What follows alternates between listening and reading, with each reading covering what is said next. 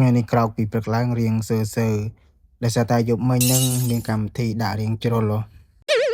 ហើយឥឡូវដល់ម៉ោងស្លៀកពាក់ទៅធ្វើការហើយថ្ងៃនេះបានពាក់អាវថ្មីហើយអាវនេះគឺបានមកពីក្រុមការងារមួយថ្ងៃមុនហ្នឹងគាត់ទិញអាវពីឥណ្ឌូនេស៊ីហើយការរៀបចំខ្លួនខ្ញុំថ្ងៃនេះដោយតែរាល់ដងហ្នឹងបងប្អូនគ្រាន់តែថ្ងៃនេះមុខយើងមិនសូវស្រស់តែមិនអីទេបានអាសម្លេងនេះលាបជូតមុខទៅវាមុខយើងរៀងភ្លឺគាត់បើជាងមុនគាត់មើលជាងមុនណាហើយនេះរៀបចំខ្លួនរួចរាល់ហើយមានន័យអាវនេះស្អាតវាជាអាវប្រពៃណីផងជនជាតិឥណ្ឌូនេស៊ីណាមួយនៅកន្លែងធ្វើការខ្ញុំភាគច្រើនពួកគាត់ជនជាតិម៉ាឡេស៊ីហើយឥណ្ឌូនេស៊ីអញ្ចឹងគេតម្រូវឲ្យស្លៀកពាក់បែបហ្នឹងមួយថ្ងៃក្នុងមួយសប្តាហ៍ថ្ងៃហ្នឹងរលឹមរហូត